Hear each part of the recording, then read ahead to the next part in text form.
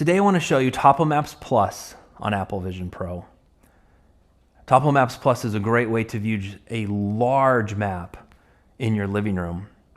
This is running with our new mapping engine. One of the things you'll notice with this right away is how big this map is. Our new engine can handle very large maps. This is really a great thing once this comes out for Mac and iPad. Scrolling is very smooth. Just pinch your fingers and move around. Grab two hands, pinch your fingers together, and you can zoom in and zoom out and scroll around. It's really fun just taking a big map in your living room and being able to scroll around. You can also scroll with a double pinch and hold gesture, just like you can on the iPhone. Double tap your fingers together and hold them down, and then move your hand up and down. And that'll zoom in and out right on the area where you were looking. You can also do a double tap or a double pinch gesture, look on the map, and then double tap your hands together. And you'll just zoom right in on wherever it was that you were looking. This really is a super fun way to just experience a map, to scroll, to look at it. As you would expect with Topo Maps Plus, we have most of the usual features. This really is the iPad app rebuilt for Apple Vision Pro. So we have a side menu over here, just like you would see on an iPad. We also have our add menu, so you can add a waypoint, a route, a region. You can import data. We have our new search over here that's not yet out on the other platforms, so this will be coming out on iOS soon. So let's go ahead and go to one of our searches I had done earlier. Let's close up the keyboard. We can go over here to Mount Rainier National Park. You can look at things on the map and just tap your fingers together to select them. So here I'm looking at those waypoints. I can select either of those. Let's take a look here at the Northern Loop.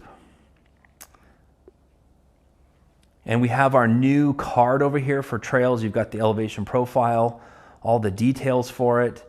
It pulls in my photos right here, and you don't have to go to a different tab for that. If there's any public Flickr photos, they also pull in.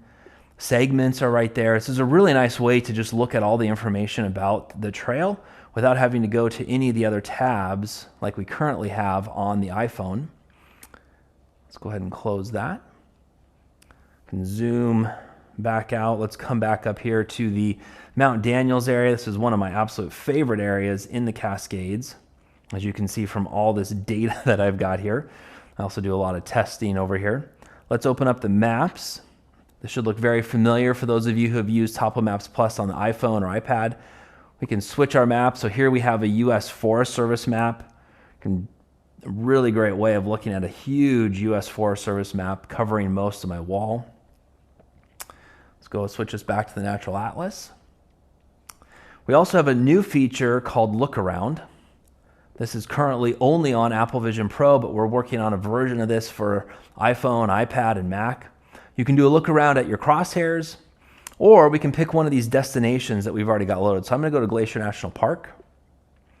This is going to download and prepare the scene. This is going to render a scene at life size. So in this scene, 1 meter on the map is 1 meter in the headset. You can see that trails are rendering down below. This is actual trails that I have currently mapped out.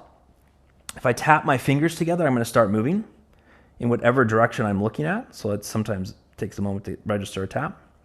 And as I move along, it's going to load up high resolution imagery as I'm moving. I can come down here and I can follow this trail. I can come down the valley and see just what it would look like if I was standing down here myself. I'm going to go over here. I can change my speed by just tapping up there on the speed control. So you can see here I'm coming down. Now I'm going right along this trail, moving quite fast along the trail. I can stop by just tapping my fingers together.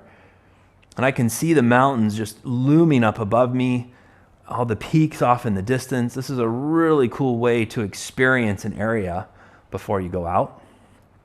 I can tap on the map icon here, and I can change it to one of the other maps that I have. So let's go over to the Natural Atlas. Now I'm loading a topographic map. This lets me get labels and other things on the map that I might want to look at. I can see there's a glacier up here. We can go look at the pass. We can see the names of the trails. This really is a great way to look at and experience a map. So I'll go back over here to exit. We'll exit out of the... Another thing I've been looking at is a trail over by Glacier Peak. So let's go up to the Glacier Peak Wilderness. Here's Glacier Peak right here. And I've been looking at this mountaineering route from High Pass over to White Mountain. It's this blue line here in the middle. I found this on Climber Kyle's website. He's got some really amazing mountaineering and high alpine routes in the Cascades. I want to take a look at it a little bit more. So I'm going to take my crosshairs, and I've been kind of looking at this section right along here that comes down and skirts the timberline and then goes up to Honeycomb Glacier. So I'm going to drop my crosshairs right there. Do look around at the crosshairs. So download again. Keep in mind that in the look around, when you look straight down, you are looking at a satellite image, so it is going to look a little bit blurry. But when you look up, you can see things in a really nice way. All right, so here I am standing at that spot on the crosshairs, and you can actually see this blue line that I had imported. So I can see my data right here on the map. I can see the ridge line up above. There's Glacier Peak. You can actually see a couple little routes mapped out up there.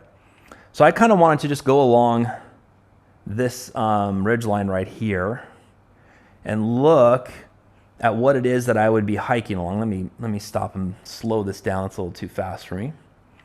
So I can look a little bit more as I'm moving. Let's get going again. So I can look as I'm moving along here. I can be looking at what it's going to be like when I'm out. Now, I'm not going to be able to see local cliff bands because the resolution is about 40 feet for the elevation profile, or for the elevation of this. So we're not going to see some of the local cliff bands or other things like that. But I can get a good sense of what is this going to be like when I come out here. So I can kind of look along here and say, okay, one of the areas I was uncertain about is actually right down at the end of this shoulder right here. And you can see how they just skirted the shoulder, came across the snowfield. But as I was looking at the map, I was really uncertain about this section right here. So I can stop my movement, and I can look at this. Oops, sometimes the initial tap doesn't register.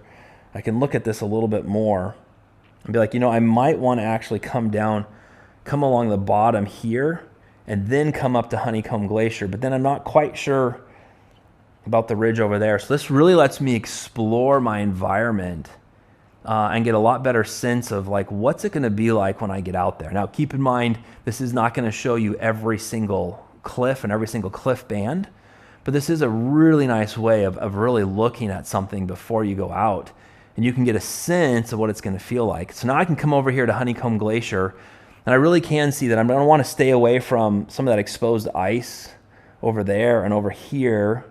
From this, I can't tell if there's any crevasses up along through the main part of the glacier here.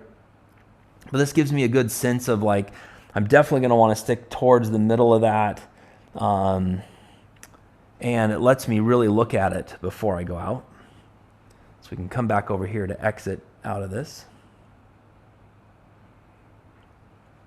So this is just a really nice way of looking at your data and experiencing it, all running on the new Topo Maps Plus mapping engine that will be out later this year on our other platforms with a lot of these new features. It's a really nice way to experience a very large map.